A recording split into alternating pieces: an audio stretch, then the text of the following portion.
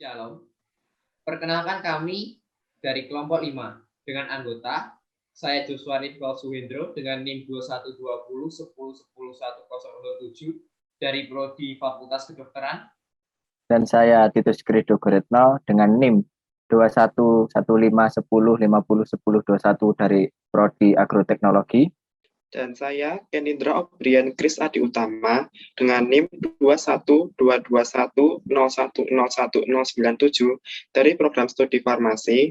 Dan saya Evelyn Marta Limanda dengan NIM 212110101101 dari Prodi Ilmu Kesehatan Masyarakat. Dan saya Reabra Arsandani dengan NIM 212410103017 dengan Prodi Informatika. Nah, apa sih eutanasia itu? Eutanasia secara etimologi berasal dari bahasa Yunani, yaitu euthanatos, yang tersusun atas kata eu yang berarti bagus, baik, indah, atau terhormat, serta kata thanatos yang berarti mati atau mayat. Oleh karena itu, dapat disimpulkan bahwa pengertian eutanasia adalah mati dengan baik tanpa mengalami penderitaan. Sedangkan dalam dunia medis, eutanasia diartikan sebagai tindakan mengakhiri kehidupan seorang pasien yang dimana pasien tersebut sudah tidak memiliki harapan lagi untuk sembuh dari penyakit. Selanjutnya, saya akan menjelaskan mengenai jenis-jenis eutanasia. Ada berapa saja sih jenis-jenis eutanasia itu? Yang pertama, ada eutanasia pasif, yaitu tindakan mempercepat kematian dengan cara menolak memberikan tindakan atau pertolongan terhadap pasien. Hal ini bisa dilakukan oleh seorang tenaga medis yang dengan sengaja tidak memberikan pertolongan lanjutan sebagai bentuk bantuan medik yang dapat memperpanjang kehidupan pasien, seperti tidak memberikan bantuan oksigen bagi pasien yang mengalami kesulitan dalam bernafas. Yang kedua, ada eutanasia aktif, yaitu tindakan dengan sengaja secara langsung maupun tidak langsung mengambil tindakan untuk mengakhiri hidup seseorang yang dapat menyebabkan kematian. Contohnya seperti memberikan tablet sianida atau menyuntikkan zat-zat yang mematikan ke dalam tubuh seseorang. Lalu yang terakhir ada autoeutanasia, yaitu kondisi di mana seseorang pasien menolak secara tegas dan sadar untuk menerima pertolongan medis dan mengetahui bahwa tindakan tersebut dapat memperpendek atau mengakhiri hidup mereka. Pada kondisi seperti ini, pasien akan membuat surat pernyataan yang ditulis dengan tangan sebagai bentuk persetujuan bahwa mereka menyetujui untuk tidak menerima tindakan medis. Pada dasarnya, autoeutanasia ini merupakan eutanasia pasif atas permintaan seorang pasien. Berikut akan saya paparkan pandangan eutanasia menurut pemuka agama. Sebenarnya, beberapa kalangan agamawan seperti Gereja Reformer Belanda pada tahun 1972 telah menerbitkan pernyataan menerima tindakan eutanasia, di mana tokoh agama tersebut berasal dari gereja-gereja Protestan seperti Uskup Durham, David Jenkins, dan juga Rev. Argumentasi kelompok ini didasarkan pada rasa kemanusiaan, di mana mereka merasa kasihan pada penderitaan korban dan memutuskan bahwa langkah terbaik untuk mencegah atau mengakhiri penderitaan korban tersebut adalah melalui eutanasia. Akan tetapi, sebagian besar kalangan Kristen umumnya menentang tindakan eutanasia ini. Mengapa?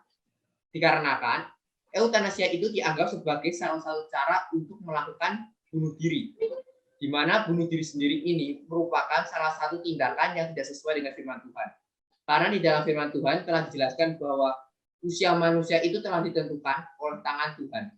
Jadi tindakan eutanasia ini sama saja dengan manusia itu melanggar firman Tuhan demi mengakhiri penderitaan yang ia alami selama hidup. Padahal menurut Pastor Wu menyatakan bahwa sebenarnya penderitaan yang dialami oleh manusia itu adalah sebuah proses, di mana proses ini adalah proses untuk pengembangan atau perubahan, di mana biasanya kebanyakan orang pada akhir momen-momen hidupnya mereka akan sadar bahwa apa yang mereka lakukan selama ini itu terkesan seperti salah atau kurang benar di hadapan Tuhan. Sehingga maka pada saat-saat terakhir ini akan terjadi sebuah proses perubahan di mana orang-orang ini akan sadar bahwa apa yang mereka lakukan ini salah dan akan segera berbalik dan kembali percaya kepada Tuhan. Singkatnya, bahwa umat Kristen itu harus mencari karunia cinta kasih Allah dalam setiap hidupnya, bahkan di saat-saat sulit pun. Dan berikut adalah pandangan menurut etika Kristen dan pandangan menurut kelompok kami. Dan menurut kelompok kami menolak tindakan eutanasia. Hal ini dikarenakan eutanasia adalah tindakan yang menentang dan tidak sesuai dengan ajaran firman Tuhan, terutama dalam kedaulatan Tuhan atas kehidupan manusia. Penolakan kami ini didasari oleh beberapa alasan seperti yang pertama, tidak ada hak moral dalam diri manusia untuk melakukan pembunuhan, di mana dalam Keluaran 20 ayat yang ke-13 yang berfirmankan tentang 10 firman mengatakan jangan membunuh, yang dengan jelas menekankan manusia untuk tidak melakukan pembunuhan kepada orang lain dengan alasan apapun, karena yang berdaulat atas hidup dan matinya manusia adalah Tuhan. Hal ini juga tertulis dalam Ulangan 32 ayat yang 39. Kemudian alasannya yang kedua yaitu kehidupan manusia lebih berharga dari harta benda. Tertulis di Markus pasalnya yang ke-8 ayat yang 36 dan juga di dalam Matius 6 ayatnya yang ke-26.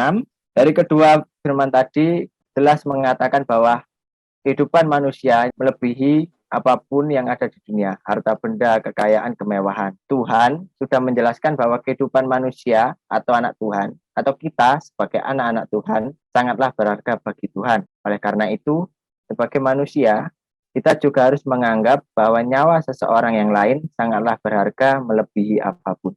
Jadi, kesimpulannya adalah eutanasia merupakan tindakan yang mengakhiri penderitaan dengan kematian dan bukanlah bentuk kasih terhadap sesama.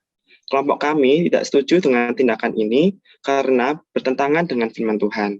Apapun jenisnya, baik eutanasia aktif dan pasif yang merupakan keinginan dari keluarga pasien maupun auto-eutanasia yang merupakan keinginan dari pasien sendiri, merupakan bentuk atau tindakan yang tidak mensyukuri atas kehidupan yang sudah Tuhan beri. Padahal, di mata Tuhan, semua kehidupan adalah sesuatu yang sangat berharga, yang melebihi harta dan benda yang ada di dunia ini, yang sesuai dan tertulis dalam Alkitab.